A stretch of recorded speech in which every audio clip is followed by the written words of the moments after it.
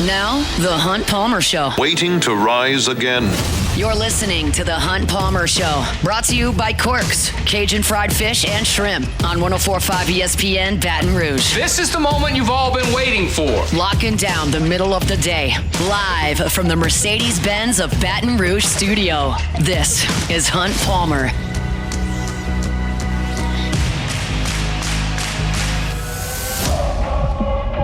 Welcome in. Hunt Palmer coming to you from the Mercedes-Benz of Baton Rouge studio downtown in the capital city on this Friday. Means we're brought to you by Corks, Cajun fried fish and shrimp. Got Jacob Beck and Cassie Staley back there on the ones and twos. And 2 hours until it's weekend time for the Hunt Palmer Show. Lock us in. We've got a ton to do. Preston Guy, as always, 15 minutes from right now. We'll check in with him on LSU football. LSU in Florida, number 2 in the country tomorrow. From the Assembly Center, I'll preview that one. Teams are canceling spring games all over the country. Why are they doing that? I'll talk about it at the end of the hour.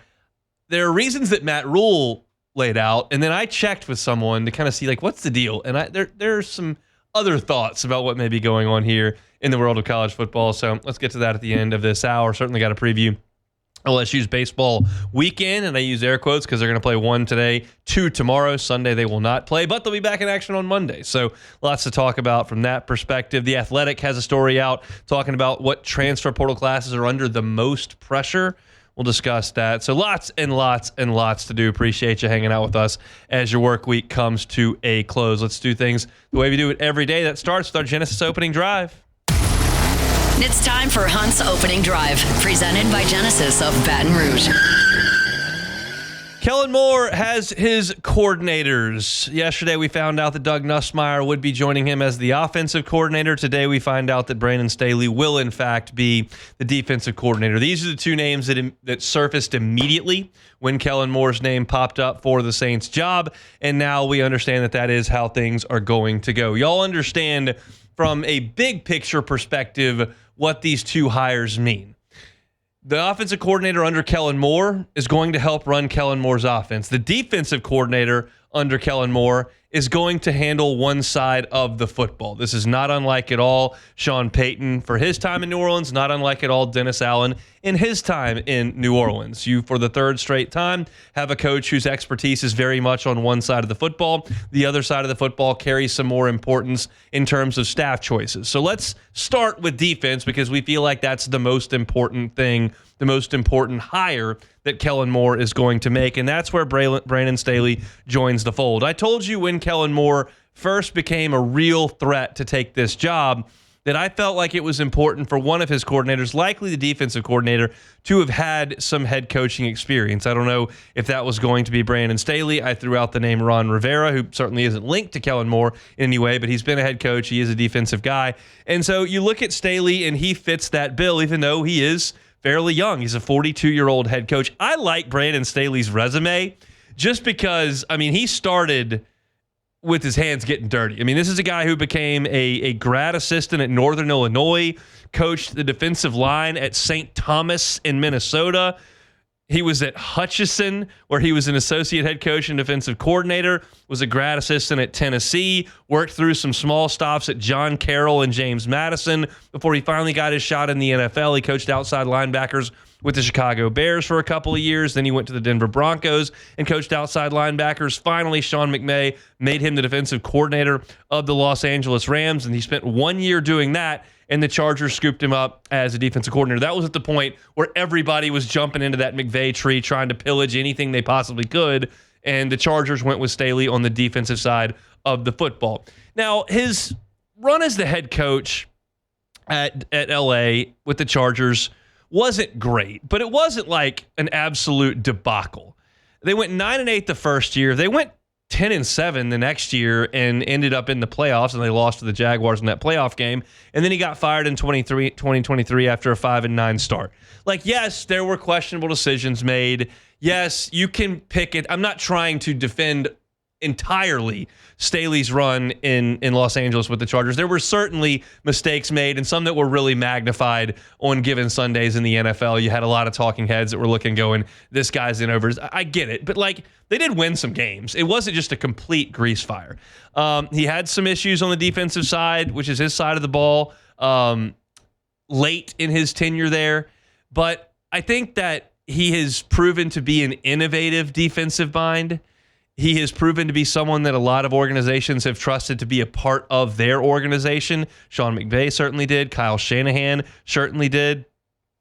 So I think he's a fairly respected name in the sport. I think he brings an expertise on the defensive side, and I think this is a quality hire. I think that it's an interesting dichotomy, an interesting relationship between one, Moore works for Staley, now Staley works for Moore. But again, you're talking about guys who spend time in different meeting rooms on different sides of the ball trying to accomplish different things. So I think largely, now I can't certainly speak to this, but largely you've got a situation when Brandon Staley is the head coach of the Chargers. He's checking in on the offensive game plan. He's really hands-on with the defensive game plan, and Kellen Moore's kind of doing his thing for a year.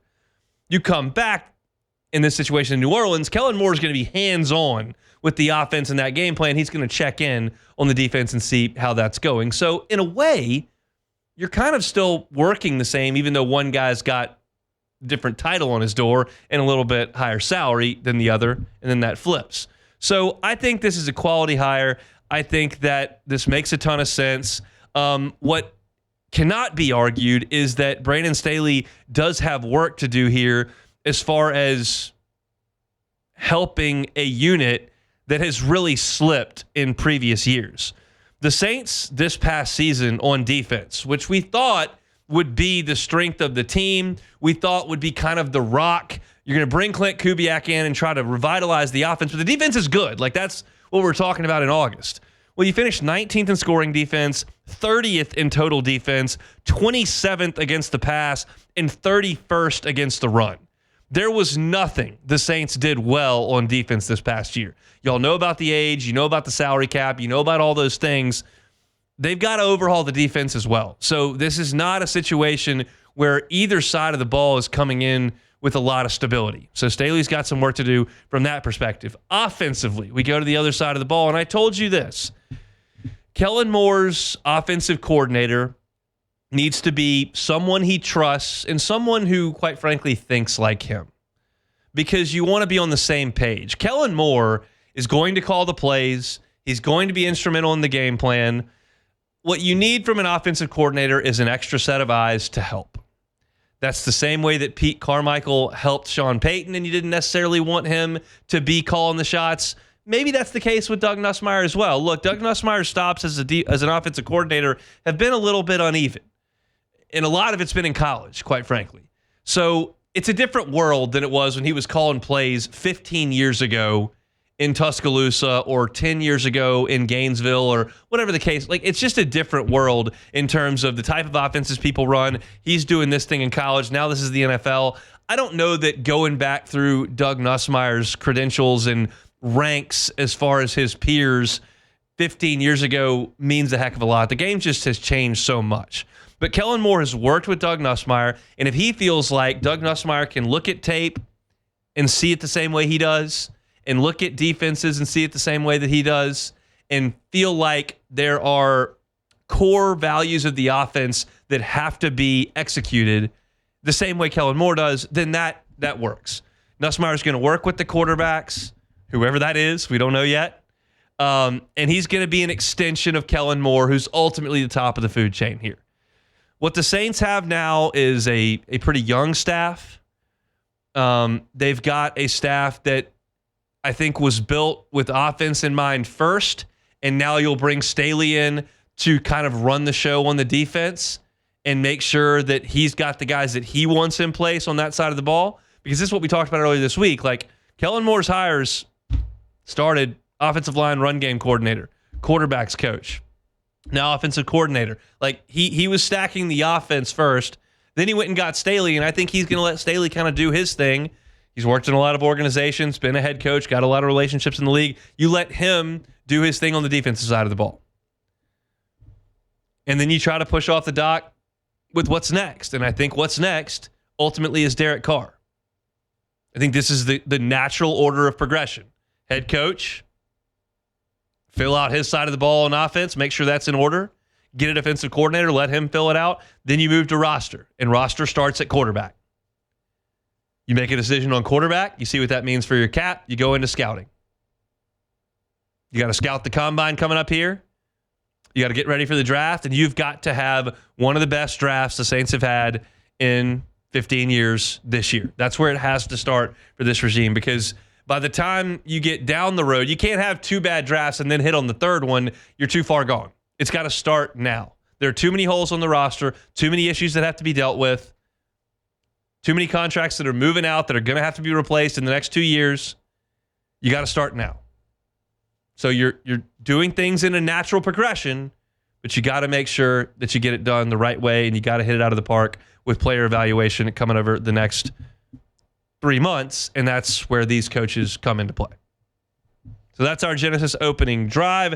Every car that is on the lot is online at genesisofbatonrouge.com. Our Friday shows brought to you by Corks, Cajun Fried Fish, and Shrimp. You're headed out to a Mardi Gras parade, headed to tailgate out at the box, got a birthday party, want to feed the office, any kind of bulk catering issue that you may have, Corks can handle it. They've got a fantastic team that can get you big trays of crispy fried catfish and that jumbo Gulf shrimp. They can also do something for 4 or 5 people if you got a smaller tailgate like the Big Haul. Maybe you got a Hester-sized family. They can probably handle the Big Haul right there by themselves. It feeds 4 or 5 people. Check them out. They're on Government between Foster and Jefferson. It's corksfishandshrimp.com. corksfishandshrimp.com. We'll talk with Preston Guy, LSU football, when we come back on the Hunt Palmer Show. The Hunt Palmer Show. Highland Insurance Group, HighlandIG.com is that website. If you're a business owner and you feel like you pay a lot in insurance premiums, you're not alone. Have you explored a captive? Perhaps you're a fit. Maybe you're not. Got to be a fit. But if you are, has that been brought to your attention? Do you even know what a captive program is? If not, reach out to Jonathan Carbo and his team at the Highland Insurance Group to see if you're a fit. It's something that they do a lot of. You get put into a group. You got to make sure that your risk management is top shelf, and you can really cut into your insurance costs annually if you fit into a captive and everyone in the captive does their job. But if you don't know what I'm talking about, Jonathan Carbo and his team are certainly the people you need to talk to. Check them out at HighlandIG.com. Say, hey, I feel like we're paying a ton. I just want to know if we're a fit to jump into this captive situation. And he'll take a look at it, and if you are, great. If not, maybe there are some other solutions they can help you with in terms of mitigating risk, driving costs down, and making sure that your business is ultimately protected from risk. It's the Highland Insurance Group. Check them out online, HighlandIG.com, HighlandIG.com. You're listening to The Hunt Palmer Show, brought to you by Corks, Cajun Fried Fish and Shrimp.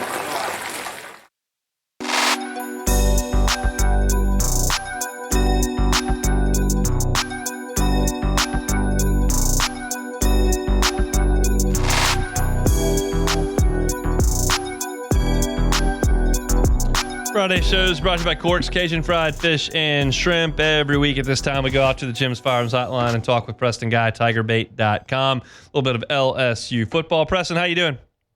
Good, hon. How's it going? It's going quite well. I want to talk defense today with this LSU football team about to crank up the spring. There was some reports this week that Harold Perkins will be moving to the star position.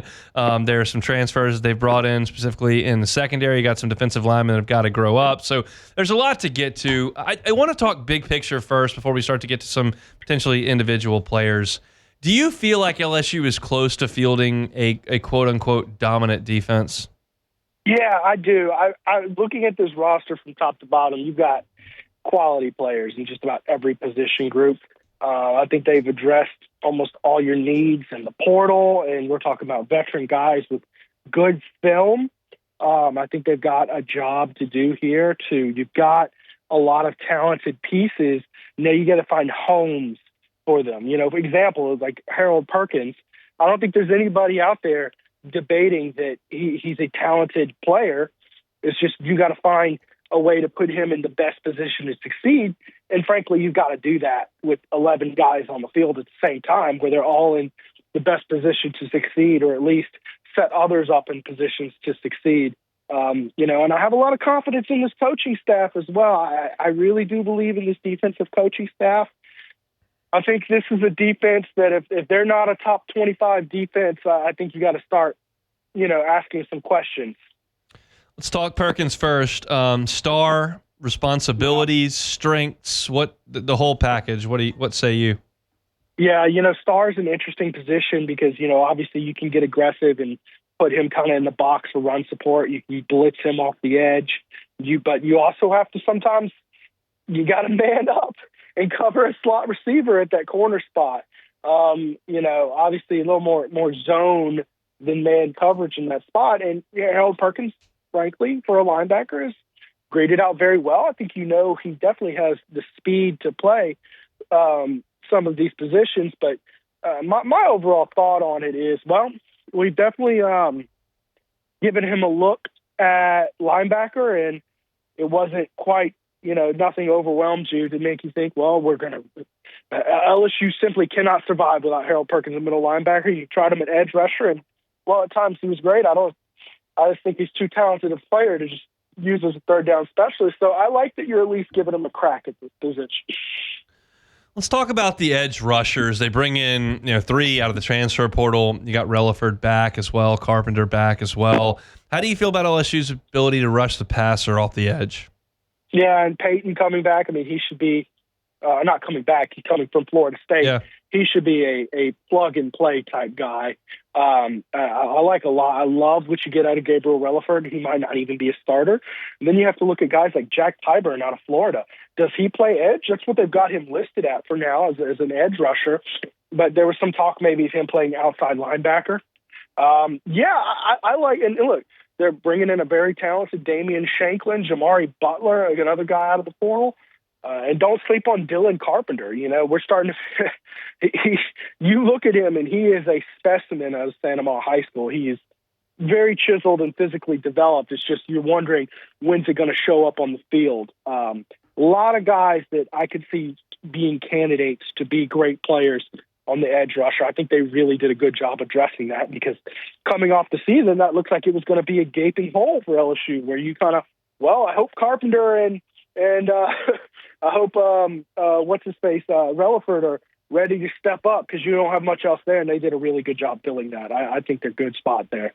It's not a good story to tell because I can't remember who said it, but one of the young offensive linemen during camp last year said he really hated trying to block Dylan Carpenter. I don't remember who it was that said that, but you can see when you're out on the practice field, he's a big dude, just behind a lot of really good players last year.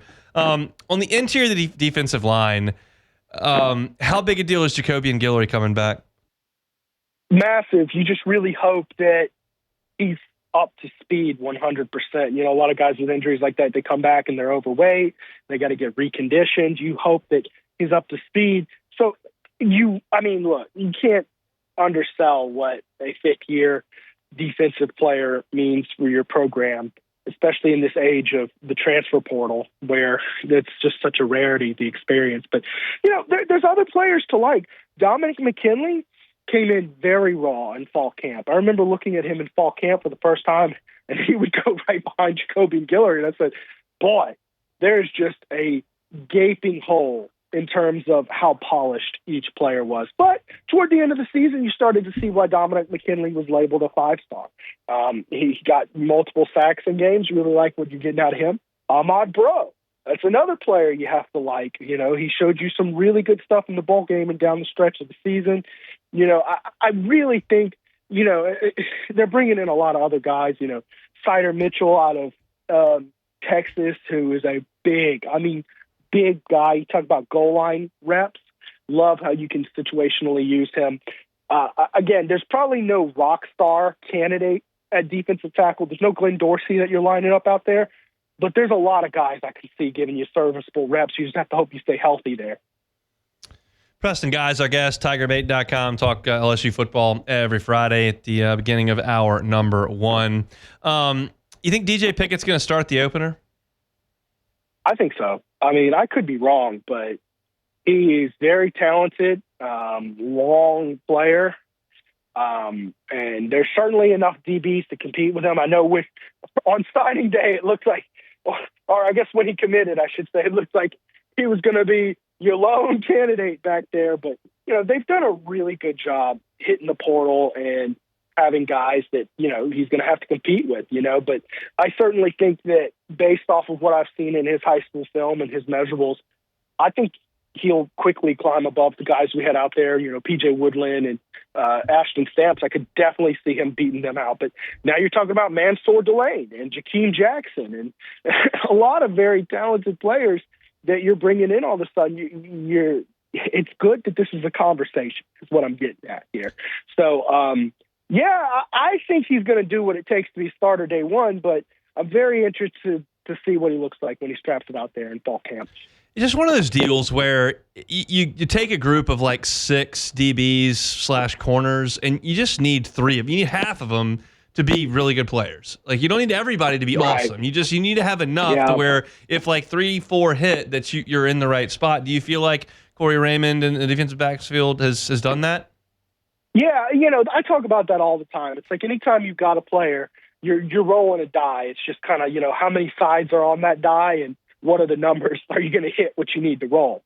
And that applies to returning starters as well, by the way. I mean, technically there's a chance that Nussmeier takes a step back and he isn't that guy next year. Now, you're rolling a pretty good set of die to get what you need with Nussmeier.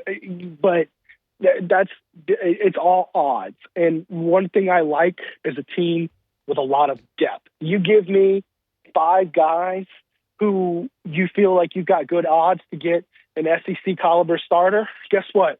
You're probably going to be good at that position one way or another. Not to mention depth, just having the amount of guys that you have faith in. It also injury bug. If you've got 2 guys ready to play, one gets hurt, guess what?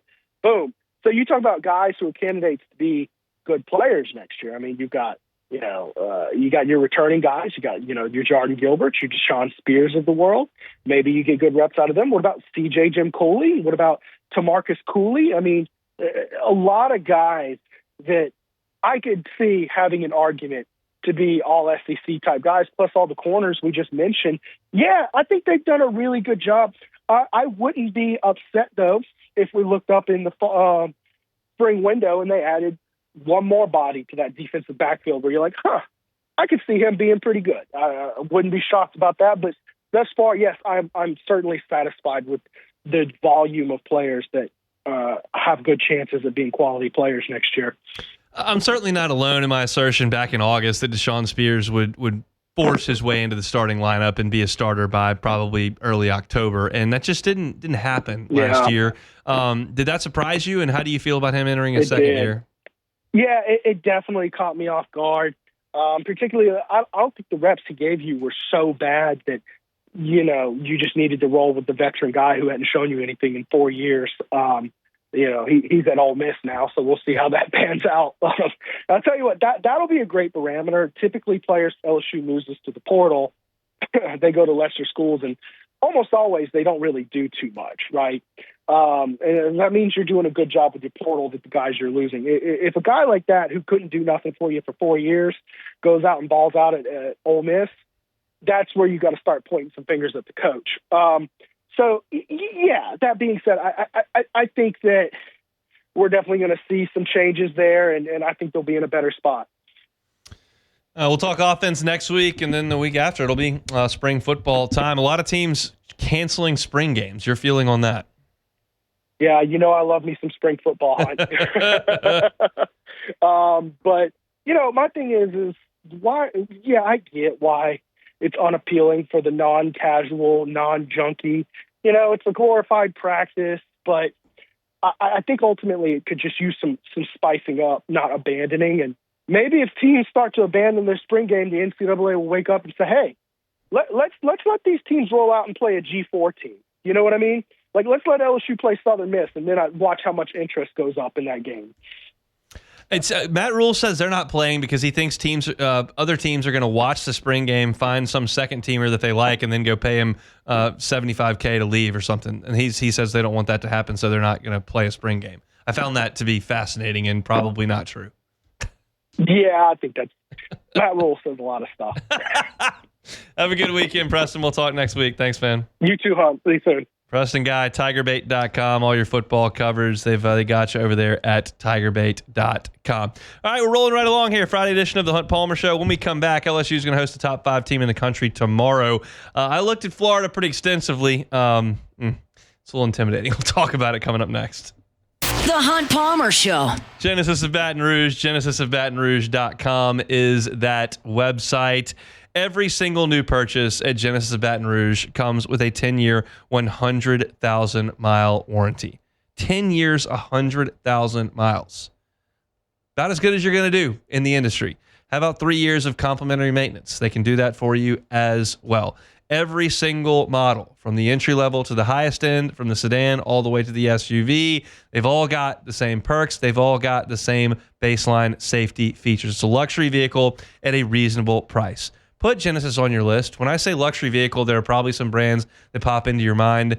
Make sure Genesis is one of those, and get on by and see one of their brand ambassadors at their gorgeous store right there at Airline at Pico across from Women's Hospital. Stop in, say, I heard about you on Hunt Palmer Show. I'd love to get behind the wheel. They'll get you behind the wheel, and you will see that Genesis difference. You can start your process online at genesisofbatonrouge.com, kind of see what you like, what you don't. Then get behind the wheel for a test drive. You can't stop in. They can come to you for that test drive as well. It's Genesis of Baton Rouge, Airline at Pico across from Women's Hospital, genesisofbatonrouge.com. This is the Hunt Palmer Show, brought to you by Quirks, Cajun fried fish and shrimp.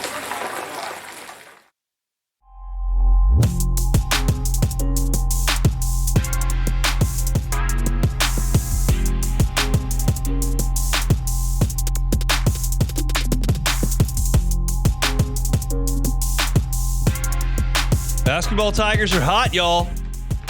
Winners of 2 in a row. Here come the Gators. They're playing their best basketball, Hunt. It's when you want to be playing your best basketball. Into February, Yep. March starts, you turn the page, hear that CBS music. Hey, look, all they got to do is win 5 in a row and they'll be in the tournament. That's true. If they do win 5 in a row, they will be in the tournament. That's an 8-win team. You'd be, 8? Shoot, even if they win 10? 4 of their 5, they might get in. I think if they win 4 or 5, they'd be in. 4 or 5 against ranked teams, yeah. No issue, huh? No, There might be an issue. maybe. I was looking at Florida statistics. Full disclosure, as you might imagine, over the last 3 weeks, I have watched less SEC basketball than I did in really December and early January. I still have a reasonable feel for the teams, the personnel, style of play. Like I watched enough when LSU was right in the thick of it to kind of understand, but I've kind of let go of the rope a little bit, as you might imagine, because I'm now consuming a lot more baseball stuff, and it just kind of is what it is. I'm trying to stay involved in the things that you want to be involved in, and I don't know that we're going to spend a lot of time breaking down. I don't know who Kentucky plays tomorrow. I used to have the Saturday schedule in front of me for Friday's show to kind of talk about it a little bit. I have no idea any of the other games in the SEC tomorrow except Florida and LSU. That's where I am from a basketball perspective right now. So I'm diving into Florida statistically, and I'm kind of like, God, this is a little better than I thought. And it should come as no surprise. They're number two in the country. You probably should figure out they're pretty good. They're pretty good. Florida's 23-3 on the season. They're 10-3 in SEC play. In the non-conference, you're talking about a Florida team that beat Florida State by 13, Wake by 17, Virginia by 18, Arizona State by 17, North Carolina by 6. So they were dusting the Power 5 pretty good in the non-conference. They've been great in league play. Their best wins, they're the only team to beat Auburn in league play thus far. They went to Neville Arena in Auburn and beat them by 9. They absolutely annihilated Tennessee by 30. 73-43. That's impressive. I don't care how you slice it. And they went to Mississippi State, went to the hump, and won by 13, 81-68. They've got 3 losses in the league. They lost at Kentucky in a thriller to open league play, 106-100. That was a track meet. I watched that one. I actually remember tweeting to that game going, this Florida-Kentucky game, not making me feel great about the next 2-3 months for LSU basketball. And turned out that was probably pretty prophetic. Then Missouri, they beat them 83-80. They lost to Missouri 83-82 for their second conference loss. The third one, Tennessee exacted revenge after that 30-point drubbing and Tennessee beat Florida 64-44. So in one of Florida's losses, they scored 44 points. In one of their losses, they scored 100 points. A little bit of a crossing of paths there. But it's a good Florida team. I mentioned 10-3. They're currently tied with Alabama at that 10-3 mark. That's 2 games behind Auburn, who is 12-1. But Auburn still has at Kentucky, at Texas A&M, and a home game against Alabama left. So Florida could get in the mix because they own that tiebreaker, but Florida does have a game at Alabama still left on the schedule. So likely Auburn's going to win the SEC, but Florida's still kind of in the mix to win the league. They're currently playing really, really, really, really well. Florida has won 5 in a row, and over that 5-game win streak, they're making about 13 threes a game, shooting 42% from there, and they're averaging over a 5-game win streak 19.6 assists per game. They are assisting on 20 field goals a game, which is really, really good. They deserve a ton of credit. And I'm looking first at the offensive side of the ball.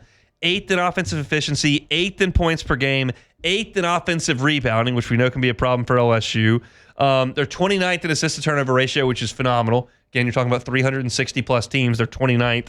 And they're 29th in three-point attempts per game. Only Alabama shoots more threes than Florida, and Florida makes them at a really high clip. So that's all the offense that's really, really good. A lot of top 10 stuff in the nation on offense. Then you flip to the defensive side of the basketball. They're 9th in the country in defensive efficiency as well. They're top 35 in blocks per game. They're not relentless in terms of forcing turnovers, which is good. Now, as we've mentioned a few times, LSU in their last 4 games has not had a turnover problem. And that's against some of the better teams, Ole Miss being one of them.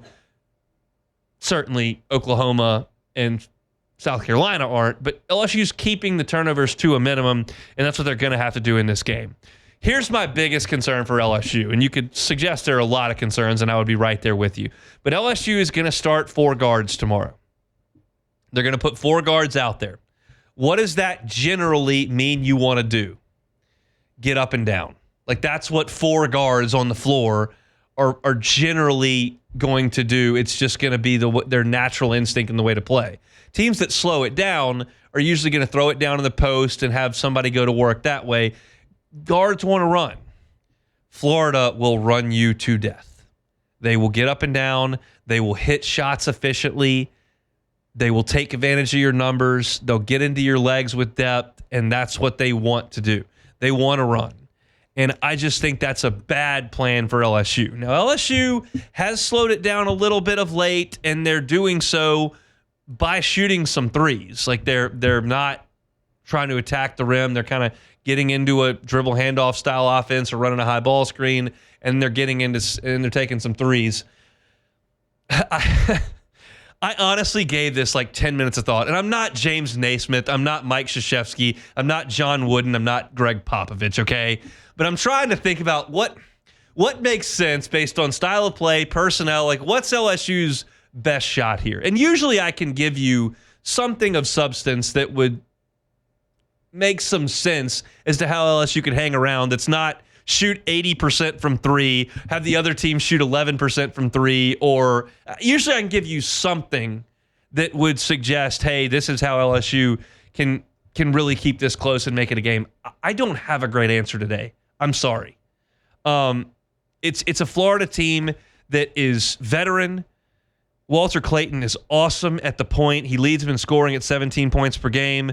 He shoots 37% from 3 in conference games. He's been awesome. Like, they got Ruben Chinyelu on the block, who is just more physical than anybody's got on the roster, and he's going to be a problem on the backboards. Will Richard has been there forever and is really good. Thomas Hall has been good for them off the bench. He's shooting 83% from the line. They've got 6 guys in league play that average 10 a game. 9.7 or more, but basically 10 a game. 6 guys. So it's not like, well, take him away. It's not like, well, slow it down. They're just a really good team, and Todd Golden deserves a ton of credit for that. Not just anybody can beat Tennessee by 30 and go to Auburn and win by 9. Like, Florida is national championship good. I think Auburn's national championship good. I think Florida's national championship good. I think Bama is probably good enough, although I think they're probably going to lose a game because they usually do over the course of a tournament because of their style of play. I don't trust Tennessee to score enough. Probably don't trust Kentucky to get enough stops. and I don't trust A&M to score enough. And those are kind of the top teams in the league. I don't need to talk about Missouri as a national championship team. I don't think Ole Miss is a national championship team. But you give me Auburn, Florida, Bama, and Kentucky, just toss one of those in there. Like, those teams are national championship good. I was texting back and forth with a buddy the other day. I said, I think my best shot at keeping the SEC from cutting down the nets is probably Duke. Usually, the last couple of years, you've had UConn as kind of a buffer. Like, they're so good that they'll probably beat whoever they need to beat. They're not as good this year. And North Carolina's a disaster. Virginia's fallen off the map. I don't think Kansas is as good this year. I look at the Big Ten, like Michigan's leading the Big Ten. Do I think they're that good? Duke is who I'm looking at right now to try to make sure the SEC doesn't get this done. And you're going to see a really good Florida team in the PMAC. Now, I think LSU this week has a renewed identity, feels a little bit more confident than they did 7 days ago. That's just natural. And I hope they come out and play hard in front of we'll see what the crowd is. LSU baseball is now going to play at the same time tomorrow because of the game being canceled on Sunday. So that may take, 1,500 people out of the PMAC, which is kind of a big deal. But I'll be frank, and I don't mean to be pessimistic or whatever. I think you all know where I'm coming from. I look at this Florida lineup and I see experienced guards that make shots at the very physical front court play. I see a team that's 8th in the country in offensive efficiency, 9th in defensive efficiency. I see a team that's gotten beaten by Kentucky and Tennessee on the road in the biggest two venues in the league, and then a Missouri team that's played really, really well and played great against Alabama this week and scored 100. And I just look at LSU and I go, I just don't know if you're in that class. In fact, you're not. But I'll be pulling for them. I hope they go out there and shoot the lights out and take care of the ball again and rebound and play a little bit more slowly and find a way with 5 minutes to go in the game to be in a 4 or 5 point game. That would be a win for LSU at this point. I just don't see it based on style of play, results to this point, statistics, trends. I think LSU's in big trouble on the backboard playing 4 guards. I think that LSU doesn't shoot it nearly as well as Florida. And I think the pace of this game may get to LSU. I don't know what the number's going to be. I would imagine somewhere in the neighborhood of 10. It's 9.5. That's not a terrible guess by me. Pretty good. And so I could not in good faith take LSU plus the 10. It just, I can't. Maybe that makes me an idiot. I don't know what the odds on. In fact, I got some picks from him. He usually doesn't pick the LSU game. Let's see if it's on the list. It'll go on LouisianaSports.net. A little bit later maybe tomorrow morning. He does not have this game as one of his plays for tomorrow. So I'm not fading Jimmy here. I could not pick LSU plus the 10. Beck, could you take LSU plus the 10 and feel reasonably decent? I wouldn't feel reasonably decent. I wouldn't feel bad about it. No? I can see LSU. What's the path? I tried. I couldn't do it. I think it's just going to be obvious. Well, I think the easiest one would be Cam Carter scores 31. Besides the obvious of that, I think if you can get big contributions again from Damian Collins and maybe Robert Miller can compete with Alex Condon and kind of slow down the front court, then maybe they can keep it close. Condon is better, but Chinyelu is a bigger issue for me because he's chiseled out of stone. LSU has no one that looks like that. No. Every time I turn Florida on, he's crashing the glass. Like that guy against Tennessee's bigs, that looks like the Pistons and the Timberwolves to me. They're huge. And LSU, Robert Miller and Damian Collins are not huge. Yeah. They're tall. If LSU can shoot as well as they did against South Carolina, then they can stay in this game. We'll see. They have to. I'll be pulling for them. So we'll see tomorrow at 5 o'clock inside the PMAC. Take a time out. Matt Rule says that he's canceling his spring game because players are going to be pillaged from his roster for scoring touchdowns on the second team. I've got thoughts on that, including some information that I got from a current college football coach and his thoughts on it. I'll share all that coming up next. The Hunt Palmer Show. One Bath and Closets. OneBathAndClosets.com is the website. David Duvall and his team, 30 years redesigning and remodeling bathrooms and closets. I was on the website, One Bath and Closets, earlier today. You can give them a call. The number's right there on the homepage. It's 225-400-8005. 400-8005. They do some stuff that I don't talk about all that often, but they're happy to help you with, like vanities in the bathroom. when you think bathroom, I always talk about the tub to shower conversion and getting rid of the tub, putting in the shower, and that's kind of the more glamorous side of things. But they can also do vanities. They're more than happy to do that. It's not just glass walk-in showers or porcelain tubs or toilets. They can do the woodworking there with the marble and all of that there on your vanity. If you like to update that, your house may be a little bit older, maybe doesn't look as good as it once did.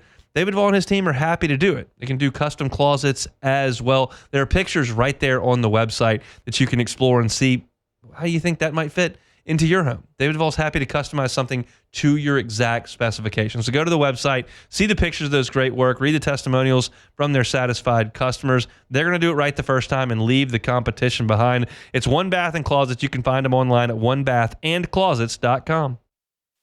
You're listening to The Hunt Palmer Show, brought to you by Quirks, Cajun fried fish and shrimp.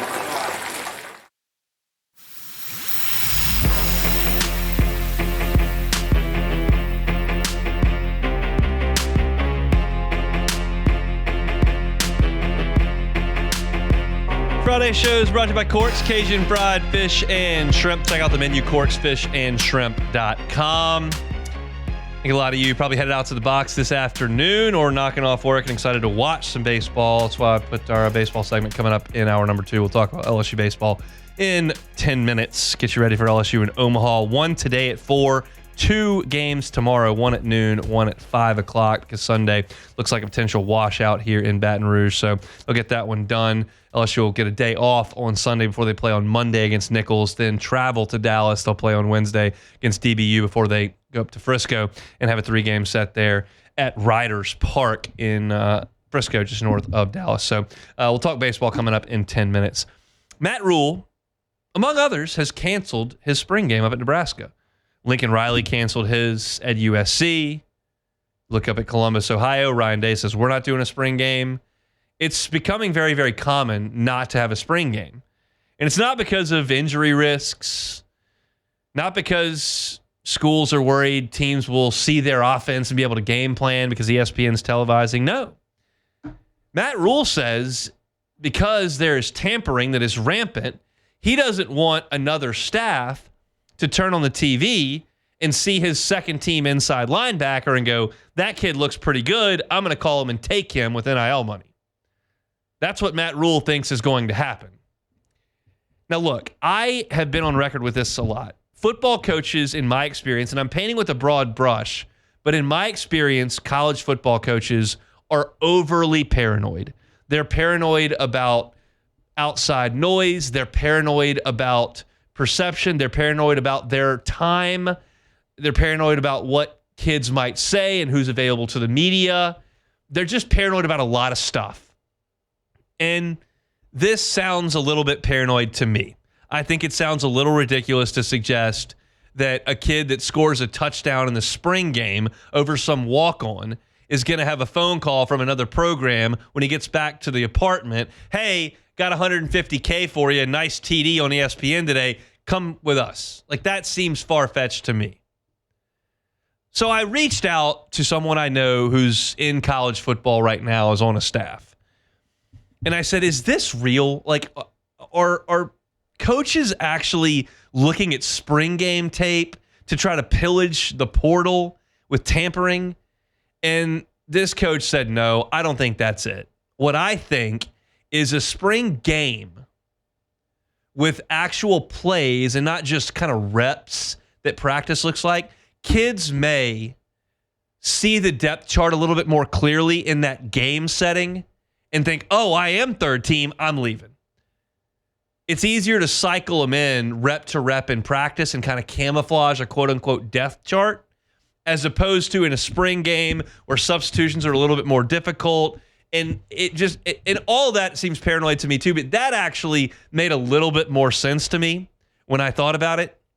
You have to try to guard against kids thinking they're third team, because if they're third team, they're leaving. And that may matter in some instances. It may not matter in other instances, but I kind of get it. Now, I don't care about the spring game. I've been to 15 spring games in Tiger Stadium. They're boring to me. It's a practice, a lot of walk-ons out there. The clock's running.